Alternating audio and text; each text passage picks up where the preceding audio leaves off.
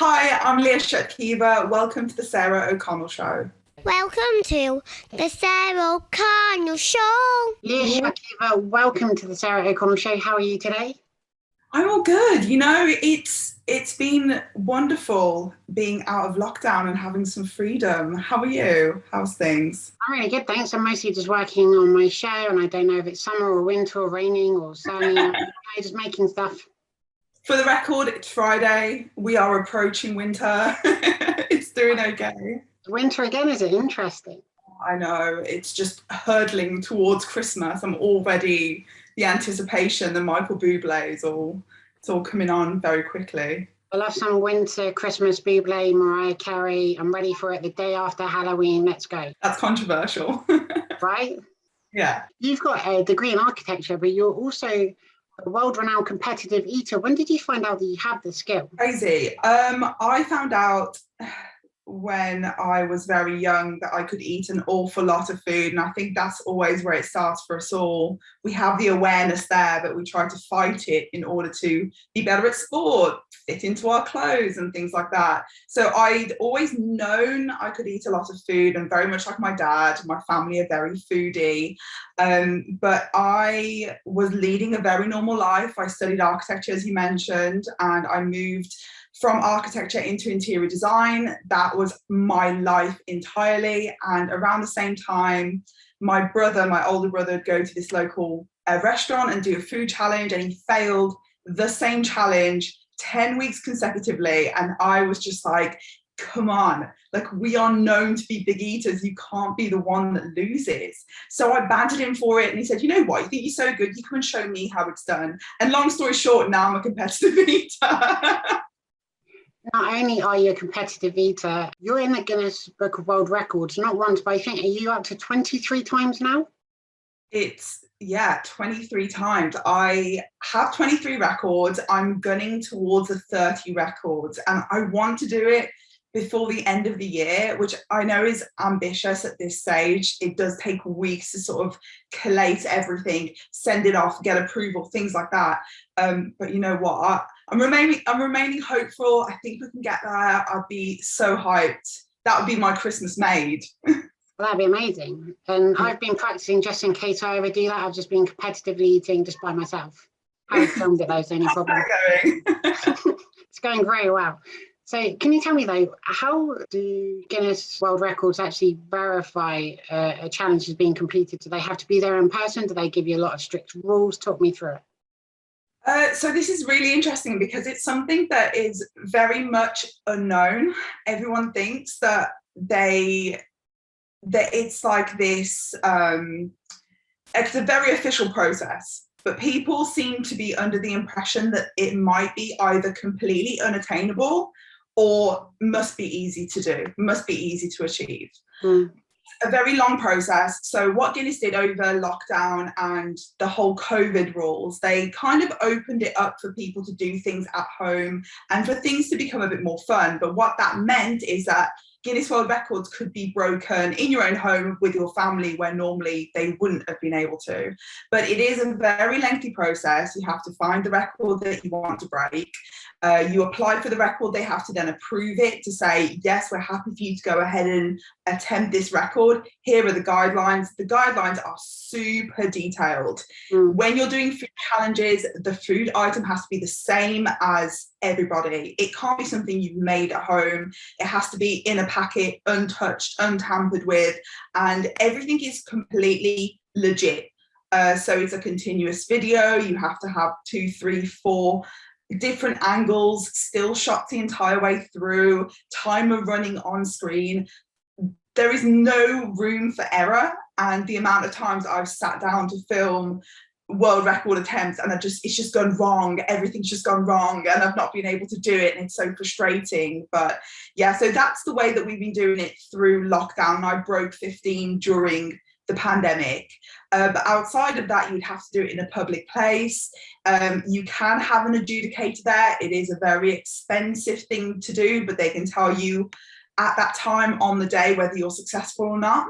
But if you don't, then you do have to collate a load of evidence, submit it online, and then it's around 12 weeks. You have to wait for them to get back to you and tell you whether you're successful or not.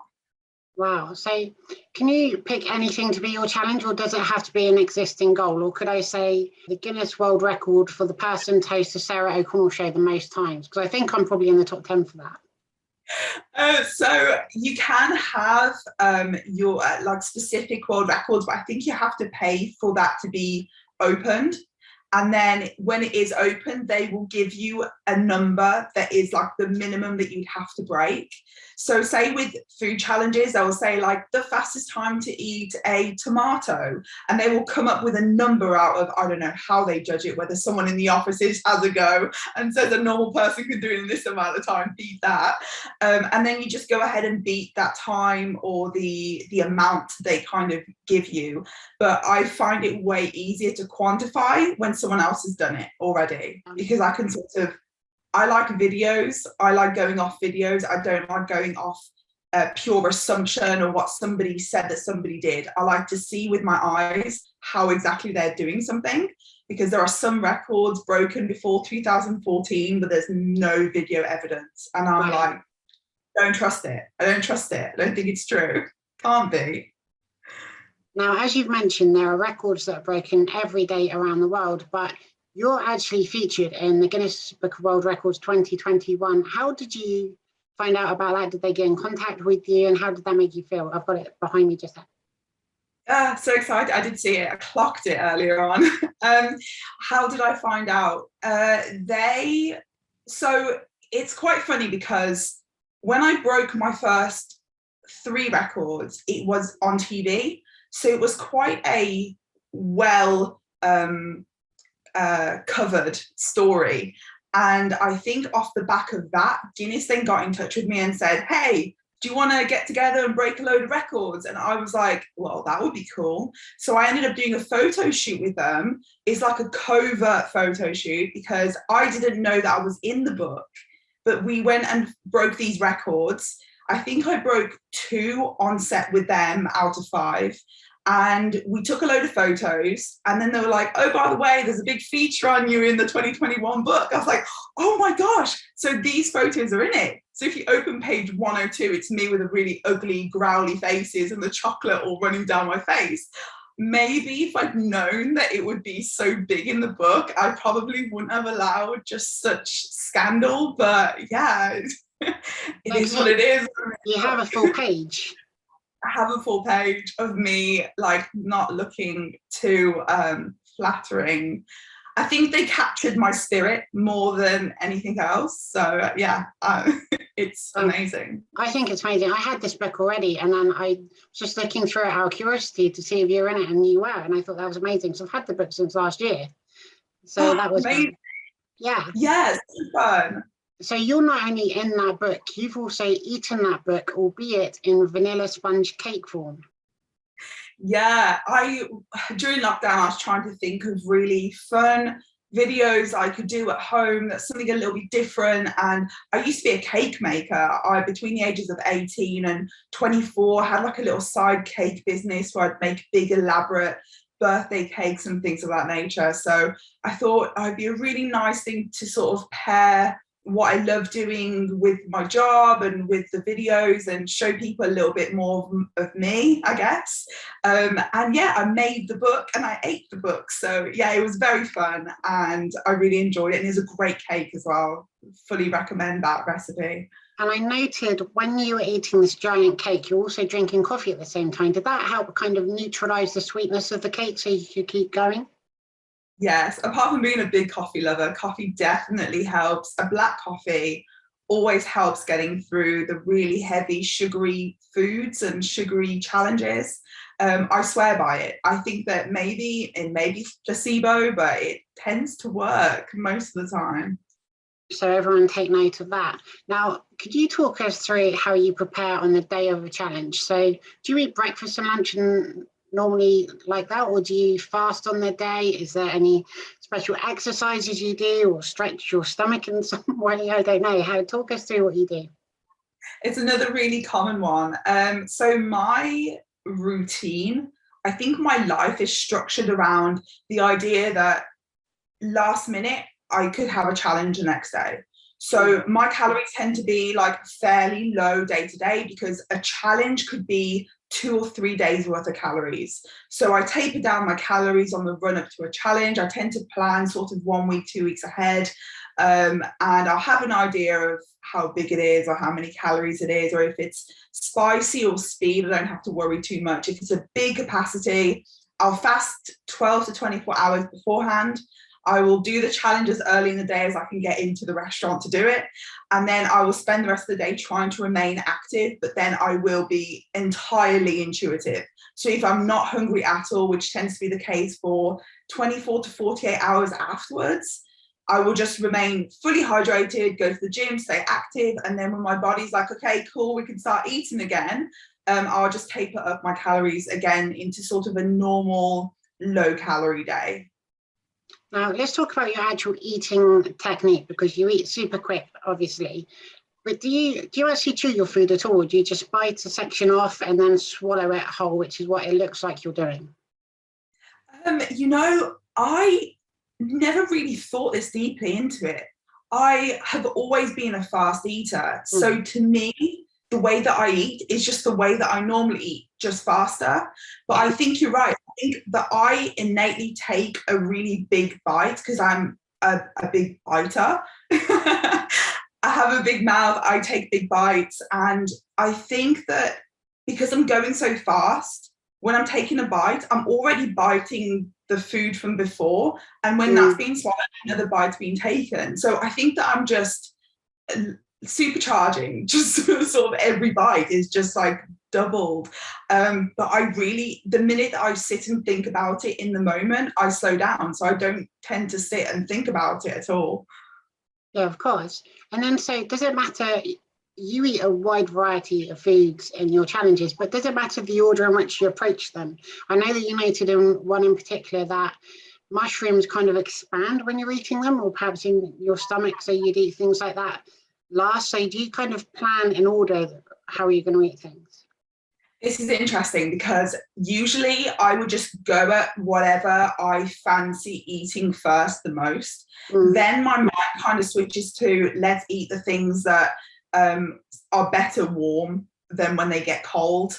And then it really depends on the time of year, on my mood, how I'm feeling, how full I'm feeling, because oftentimes I'm completely capable of eating a massive meal or a massive challenge. So I just think I'm going to eat whatever I fancy eating first. The things that I dislike, I try to get them done quite early on because you end up with the stuff that you like and it's not really like painful to watch the end of a challenge. But the one that you're speaking about specifically, the challenge before that, I failed, and it was the second challenge that I'd ever failed. It was off the back of not feeling very well, really shouldn't have booked it. I felt this real pressure to kind of go and film this just because of my schedule filling up. And I pushed myself and I couldn't do it.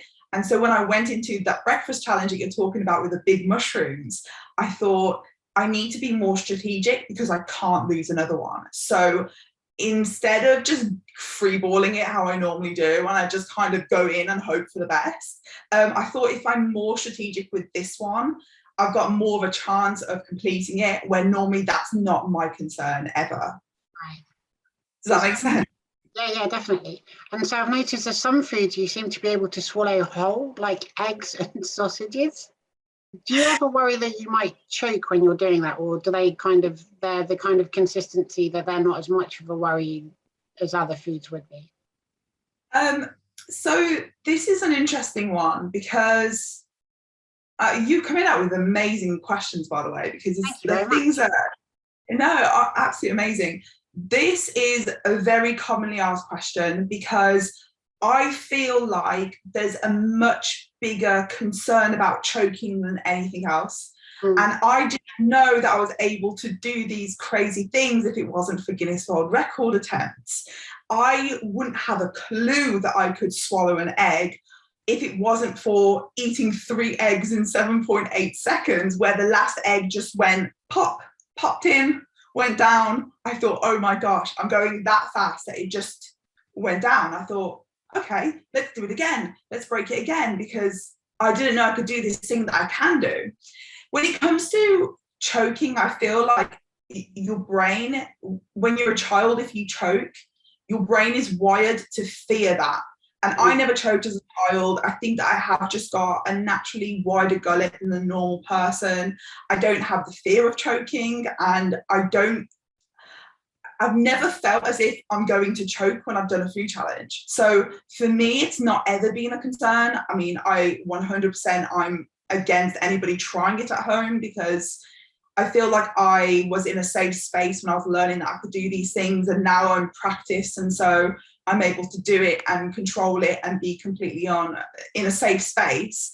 But yeah, it's just one of those things. You either are able to do it or you're not. I don't recommend trying. I don't recommend pushing your body to that extreme. Just let the circus freaks do it, and the rest of you can stay safe. So obviously you do challenges that have been set by restaurants or cafes or wherever they are, but you also set your own too. Are there any foods that you would tend to avoid if you're setting your own speed or quantity challenge? I imagine things like dark chocolate are really hard to eat in large quantities. Yeah, chocolate in general is really difficult to eat. Not necessarily in large quantities. To eat chocolate fast is very difficult, and it's misguided that people feel that it would be really easy to eat fast. And I mean, I've tried several challenges I failed to do fast, like the most cream eggs eaten in a minute. The record is something like 5. You'd have to do 6. That means 1 every 10 seconds. And unless I'm swallowing them whole, which I don't think I can because it's chocolate, I've tried it. I keep failing it. I can get 5, but getting 6 is just another level difficult.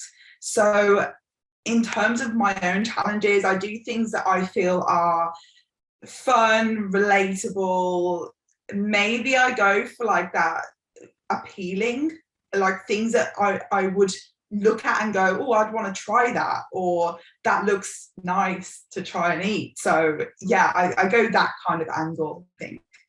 Do you ever enter a challenge and find out that one of the items is an item of food that you just can't stand? I know when you were doing a breakfast challenge, there was black pudding and you ended up eating black pudding sandwiches.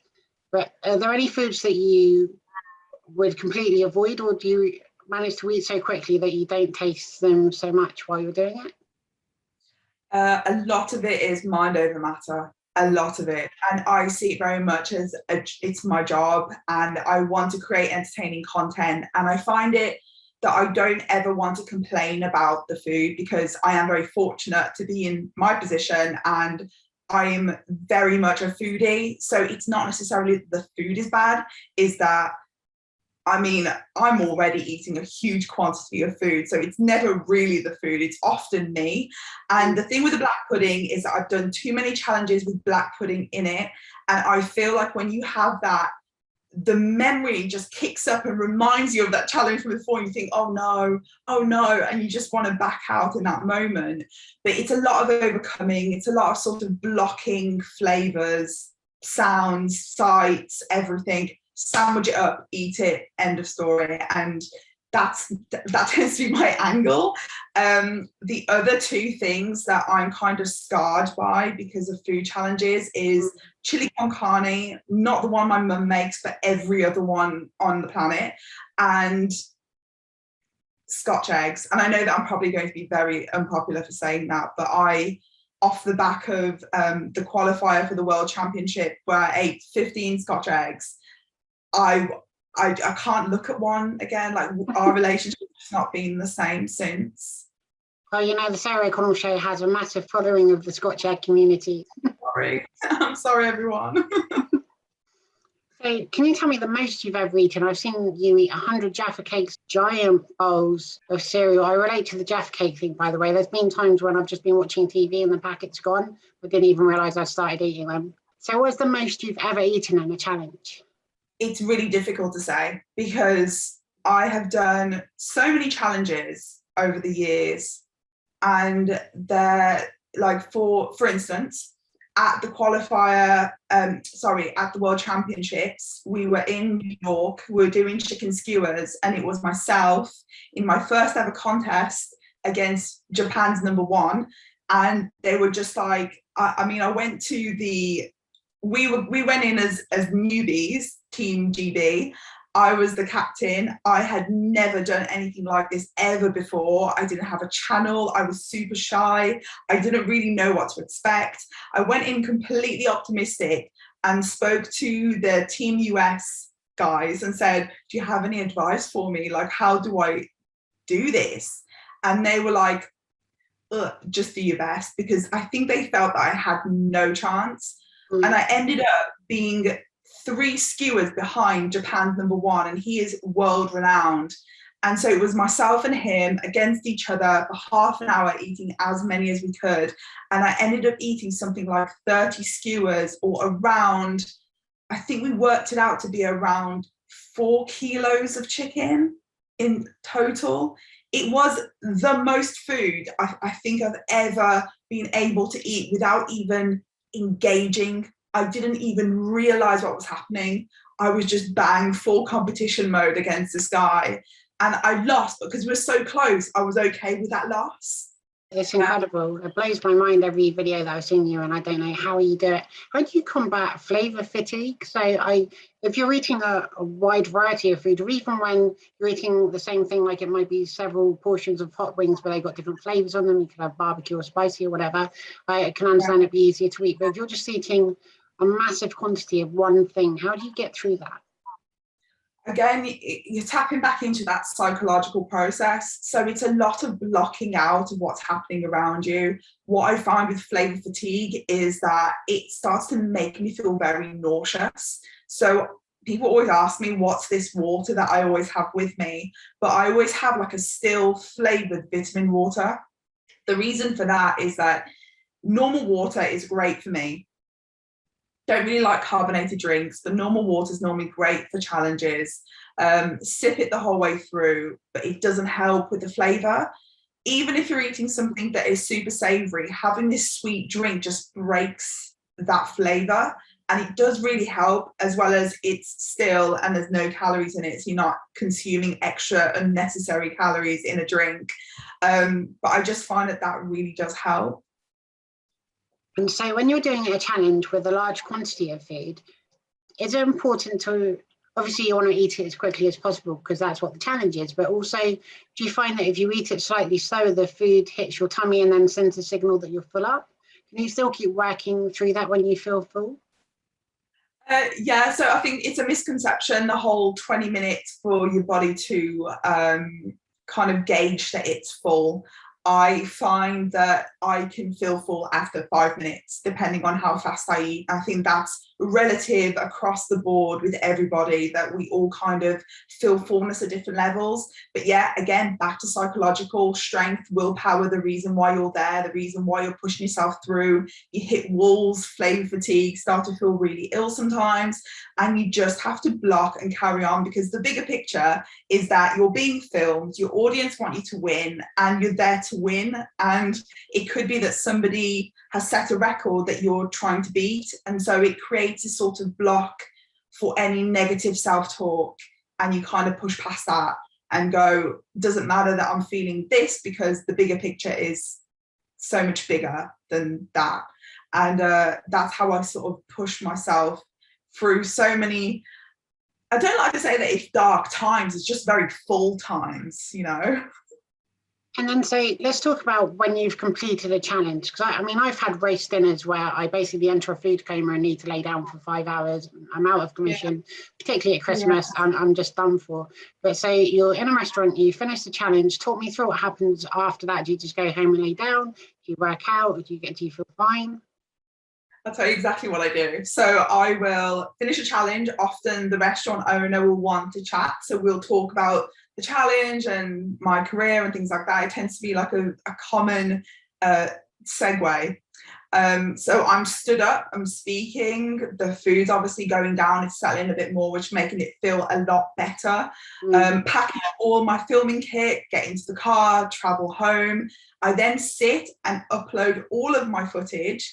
And the minute that I know that my footage is uploaded, it sounds good, it looks good, then I can chill for a minute, get myself to the gym, get back home, and then KO. I try and stay up as late as I can so that I'm still active. But then I sleep so well. I sleep so amazingly well the day that I do a challenge. I bet.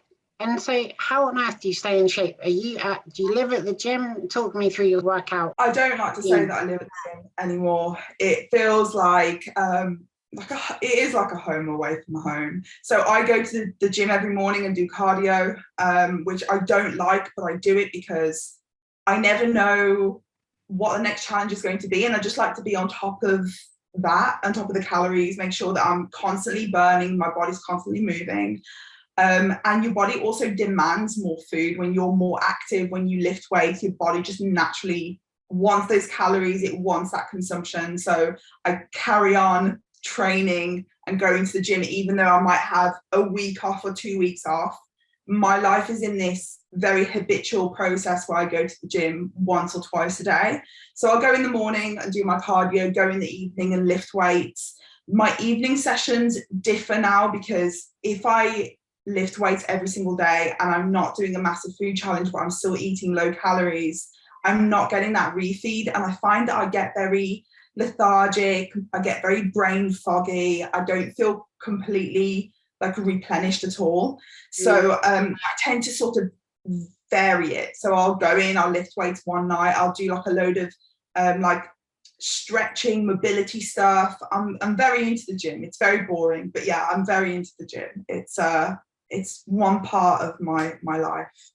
And so I guess you approach challenges kind of like your cheat day, if you like. But can you tell me what you eat in a typical day? You're going to work out, what's the best food to have? Is it more kind of protein based? So I eat like a very boring, typical bodybuilder. If I wasn't to do any challenges, my daily diet, I skip breakfast because I tend to intermittent fast. I find it easier to eat calories later on in the day around my workouts. I don't feel like my body demands breakfast anymore, where at one point in my life it did. I am very much of the mind that your calories versus your calories in versus your calories out is the most important thing. Ultimately, to keep sort of a hold of your weight and a hold of yourself.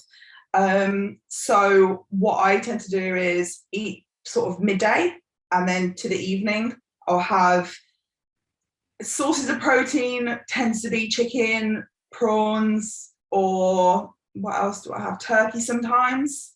I'll have a white rice, normally jasmine or basmati, and then I'll go for a steamed vegetable. And at the moment we've got broccoli. So it's nothing exciting, it's nothing very fun, but it works and it fuels me. And I tend to get more excited to go out and do a food challenge if my food's quite plain at home. It makes going out more fun and more exciting. And yeah, I'm not a takeaway type of person. I don't crave takeaways at all. I never have done.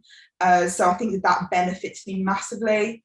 And I don't get FOMO anymore. I can see people eat and I'm like, okay, cool.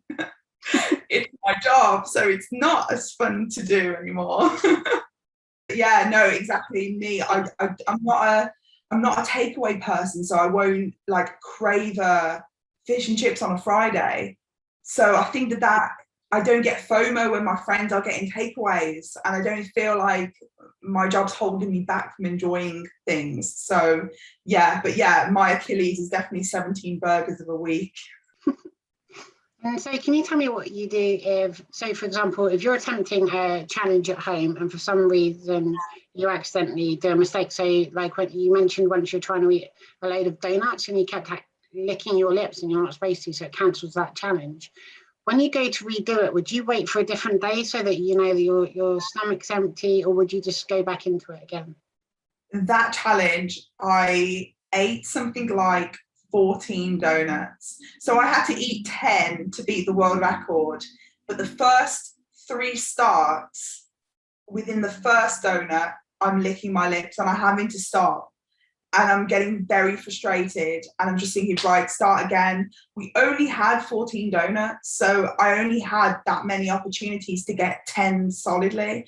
So I messed up 4 times, and then we in the end managed to nail it. So it was very fortunate that we got extras. But yeah, I don't wait for the next day. If I can do it in that day, I will just go and go and go until we're able to nail it. But several of my world records have been sat down doing things several times to get it right. Wow, that's incredible. And so you took on the world's strongest man, Eddie Hall, in a fish and chips eating challenge, and you defeated him. On that day, were you nervous in any way or just hungry? Have you seen the size of Eddie? I was definitely nervous. Too, yeah. Yeah, Eddie is an enormous human. He is enormous. I was nervous to meet him just because of he's got this celebrity, and I can't, there was part of me that felt super like inadequate. And I think that many people kind of feel these feelings when you're doing a collaboration with someone else very cool. But I'll never forget the day that I reached out to him. I've never felt so nervous to get a response from someone, because I just knew that we'd make some cool content, but it was convincing him from being kind of like this nobody competitive eater to sort of proposing to this world's strongest man that we should film some cool food challenges together. And luckily he saw that it was going to be cool. So yeah, the videos did very well. I didn't know how they were going to turn out. Obviously, I wasn't going to go easy on him, and I didn't. And I got the result that I wanted. But obviously, the gold within those videos, all of them, is that we have a really great dynamic, and I think people really loved it. And that just brought so much more than just the competition of a food challenge. So yes, I was nervous, and I probably would still be nervous if he said, let's film a food challenge tomorrow, because I just don't like losing. It doesn't matter who it's against. That's completely understandable. Now, a lot of the challenges that you do at restaurants might offer things like T-shirts if you win. Have you got a massive pile of T-shirts that you've won from doing various food challenges? I've got a whole box full, a huge box full of folded T-shirts I've won that are normally like an XXXXL, which is like the only sizes they stock in these T-shirts. But it's either they give me like a staff T-shirt of one of the girls' V-neck things, or they'll give me like this huge contest T-shirt. But yeah, I'm really proud of that box of tricks. I just don't know what I'm going to do with them. They're just kind of in the loft at the moment, being added to every now and again. Turn them into a massive blanket or something. I was thinking of framing some of them because they're really quite cool. You get, especially the ones in the States. But yeah, I need to do something, or maybe like a, I don't know, I need to like donate them or give them to, I don't know who might want them. I don't know. Now, are there restaurants that you frequent, not when you're going to a challenge or anything like that, but so does the waiter bring the food out, and then rather than going away, does he just kind of wait around for about 60 seconds and then take the empty plate away? So when I go out casually, which happens kind of once every 2 weeks-ish, I just eat normally. I know that sounds weird and like really unlike me, but I don't rush my way through food. I think that I really love food, and I'm a real foodie, and I love flavors. And so for me, it's not about quantity. It's about just a really well put to, like a really, you know what? I love food that's made by a chef that loves food, that loves making food. And when that food is put together, I really appreciate it. So I think that's just me. I just try and be I am just very respectful of that process, and I enjoy it thoroughly because it doesn't happen often enough for me to just sink it onto the next one.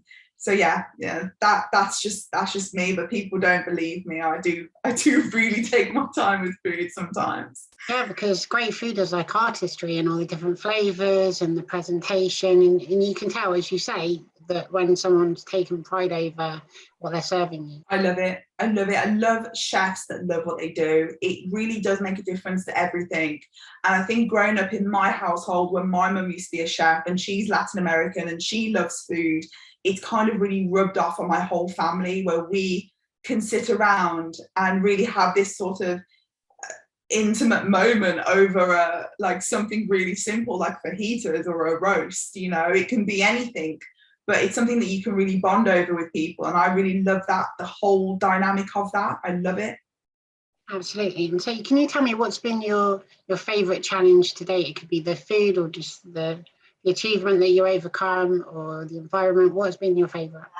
You know, there's been so many amazing challenges, and it'd be really difficult to pick one. But the one that stands out for me every time I'm asked this question is I did a 96-ounce steak challenge at Cattleman's up in North Yorkshire, and it was probably like so this steak was like the size of my entire torso, and I remember it coming out of the kitchen, and I just thought, there is absolutely no way that I can do this. There is no way. Now, I went in hungry, I went in midday. There was this big process where when we went to book the challenge, you had to pay a deposit. And we walk into this restaurant and I said, hey, can I book the challenge? I'll pay the deposit now. And they're like, yeah, can we? And a lady at the bar she kind of under her breath said, oh, that's disgusting. And I don't know, I felt as if because she said that, I had to put in a good performance. She really did put this fire underneath me, where I just thought, I'm going to do it for her. And apparently she's a vegan that comes in and drinks at this steak place. And obviously just looks down her nose at passers-by who eat steak. But anyway, I went in hungry and ready to prove this woman wrong, because it's not disgusting. And it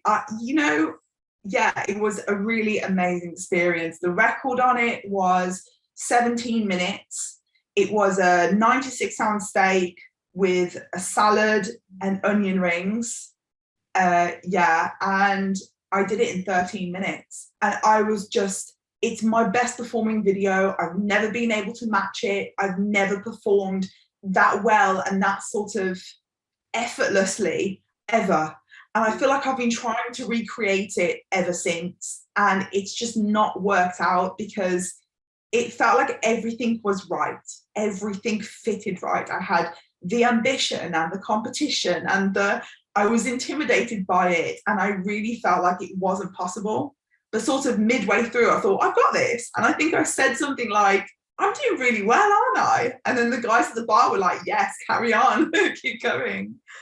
That's amazing. So what do you find the hardest? Would it be speed challenges or quantity challenges or spicy challenges? So they all have their own complexities. I find speed challenges the easiest because I am quite typically a speed eater. I find capacity challenges can be very challenging depending on the size of the challenge, how good the food is, how good the quality of the food is, because I find the good quality food's far more enjoyable to eat a lot of, as you can imagine. I don't like to sit and eat for too long. I find that I become very bored in myself, and then I'm suddenly no longer really trying. And so I like to keep it kind of short and sweet. Even if I'm doing capacity, I'll try and do it in a fairly quick time so people aren't getting bored watching me. And spice challenges is all psychological. I know that I can smash every single spice challenge that is thrown at me. I know it's going to hurt. I know it's going to be temporary. I know that it will probably hurt for longer than a day. But there's got to be a prize at the end of it that's worthwhile. And I think spice challenges, you wouldn't even worry about calories like ever if you just did spice. So yeah, I'm a fan of it. I find capacity, like long kind of the marathon capacity challenges, are just not my jam. I don't enjoy them. Do you let establishments know in advance you're coming? And also, do you find that you end up with an audience, be it the staff or just other people that are eating their meals? Yeah, so quite interestingly, my platform has grown a lot over lockdown. And before lockdown, I didn't live this life. I would go into places, people didn't know who I was. and I was able to be the underdog, and I was able to go in and impress people. And now it feels like the script has flipped, and suddenly people are like, you can do this in 0.7 seconds. And I'm like, that's 3 kilos of food. There's absolutely no way that I can do that. So I think that it's much better to be the underdog, and I much preferred my life before, where I could gather an audience of people that expect nothing but get everything, whereas having now all the expectations to fulfill, and when I can't, it hurts me. I place a lot of the emphasis of my ability on impressing people, and if I don't impress people, then I'm not impressed. And that's really difficult. It's a difficult pill to swallow. Well, I'm very impressed. I've watched a lot of your videos now, and I don't know how you do it. And especially, I mean, it's impressive in itself, but every time you take on somebody else, and I saw you, I think you were just eating 3 burgers and some potato of some description, but you're with someone else and you're already halfway through your second burger, and they're kind of biting around the outside of their first one. And it's videos like that you realize just how good you are at doing that. Yeah, it's so collaborations have been the biggest showcases for me. And it's really difficult because there's a lot of people that are more than happy to do a collab video with me, but I have to put into perspective, what do people know about this person? So Eddie Hall is the world's strongest man. He eats 14,000 calories a day. People assume this massive man can eat more than this girl, can eat faster than this girl. And so to be against him provided a lot of value for me, because people could put things into perspective, into context. Same with Ryan Terry, as you just said, the 3 burgers, I think it was 3 triples and 3 sides of tots. Yeah. Amazing food, and you don't want to rush through it. But again, he is a bodybuilder, he's competing, he can eat an awful lot of calories in a day, his body needs it, and people contextualize it. They put him in a box, then they put me in the box, and then you kind of put, it doesn't merge. And so when a random person in the street goes, I'll do a challenge against you, it's like, okay, yeah, fair, like I understand the ambition. But if people don't know their background or know what they're about, there's no competition. It will almost be like blind defeat. And I hate to say it, but I don't want to be that person. I'm not here to sort of put people down. I'm here to encourage them. But if the audience don't understand the point of the dynamic, then it doesn't add value for me. But yeah, you're completely right. It's like, until you see me next to somebody that you can sort of put into a box for yourself, you don't really know, and you don't really gauge, and it's difficult to sort of tell. But yeah, I'm completely with you. It's been it's been a learning process. It's been a journey. Yeah, I find it all fascinating. Have you ever considered doing the opposite of your normal challenges? So I've seen you eat entire stacks of burgers and giant pizzas and stuff like that. Have you ever tried to take a single What's-It and eat it as slowly as possible? So my mum suggested doing this like several times actually, for the past, and especially over lockdown. She said, why don't you do things that people would never expect you to do? Why don't you just eat something the slowest that you could possibly eat it? And so, I mean, I don't feel like I'm entertaining enough. I've got like a 24/7 poker face. People can't really tell how I'm feeling most of the time. So unless the words are coming out of my mouth where I'm explaining what's going on, which I don't often do, I don't feel like I'm entertaining enough for someone to stick around and watch me or What's-It as slow as I can. Otherwise, if I had that nailed, that would be, what a brand, what an amazing business model. Like, I would be winning at everything. You know, you could just film yourself for 24 hours, you know, going shopping, going out night clubbing, still got the What's-It in your mouth. Yeah. The world's driest mouth. No, it would actually really have to be, wouldn't it? Yeah, it would be. So what are your tips for anybody that wants to attempt a food challenge? How should they approach it? So the way that I started, I think, is probably the safest and easiest way to do it. Go to a local food challenge at a local restaurant, see what other people have done before. Is there a record? Get a gauge for what the food is. Go in hungry. I mean, don't eat breakfast, like go in ready to eat a lot of food. And as long as you are not psyching yourself out before you go in, so you're fully familiar with the challenge, you know what's on the plate, you're not surprised by it, you've seen a photo of it, it comes out, and just attack it. I am not about the whole separating of like decomposing burgers and things like that. I just eat it how you would normally eat a burger and a sandwich and chips, and go in between things and just go quickly, eat fast and win. That is like my best advice. It's very good advice. Now, here is a question that I ask every guest on the Sarah O'Connell show. Can you tell me a fun fact about you, something we may not know, a hobby, a party trick other than eating, or something like that?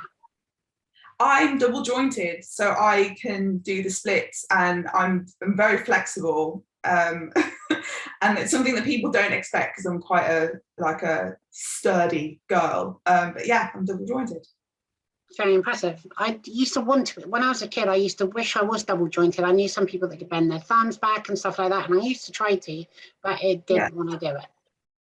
I remember when I was very small, I did gymnastics, and I actually stopped quite early on because the girls there bullied me and I just kind of didn't like it. So I ended up leaving gymnastics. But then when I was around 14, there was a contortionist on Big Brother, and I thought, I wonder if I can still do the splits. Could not do the splits. And so I trained myself to get there, and it's just every day, just sitting in a position until your body goes lower and lower to the ground. And then I got there, and then slowly I'm realizing that I'm still very hypermobile or double jointed, where, I mean, yeah, I'm very odd. I've got a very odd body. It kind of moves in ways it probably shouldn't. Can you tell me what your proudest moment is? I assume it's breaking the Guinness World Records. Have you got a favourite world record that you've smashed? You know what? The world records, I'm very proud of them all. They're like my children, and it really does feel that way. But probably the greatest moment within that is the very first one.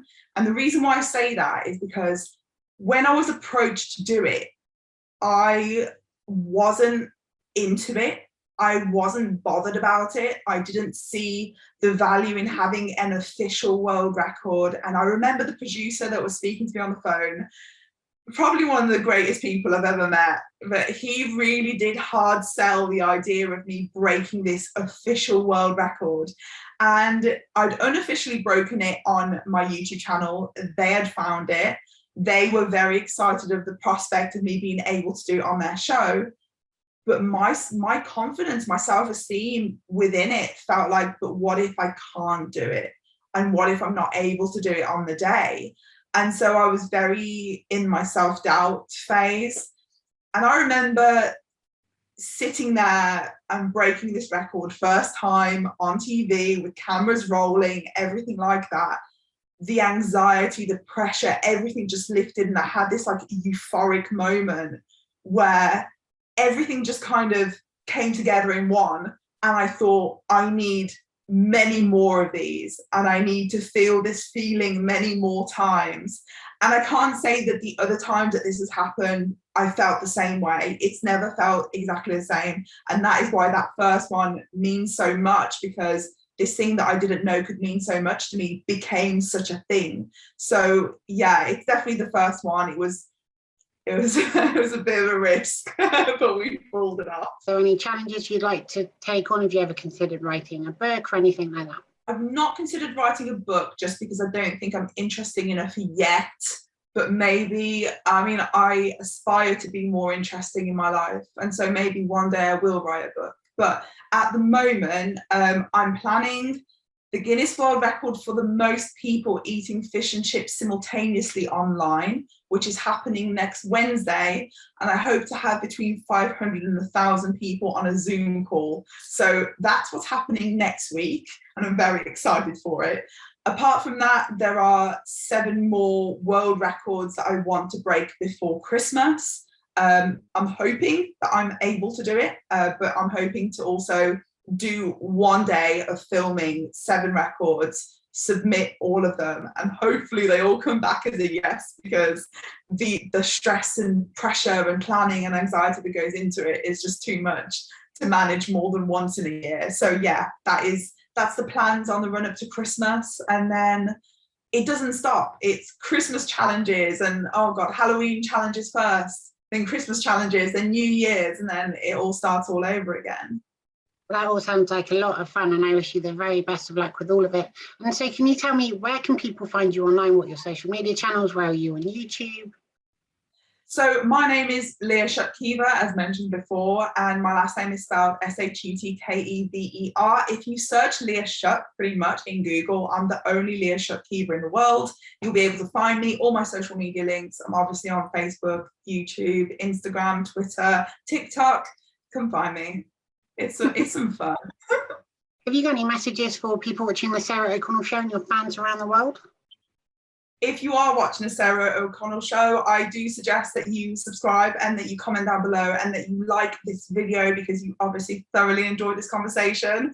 And yeah, just be cool to people online, and that's it. Just be cool.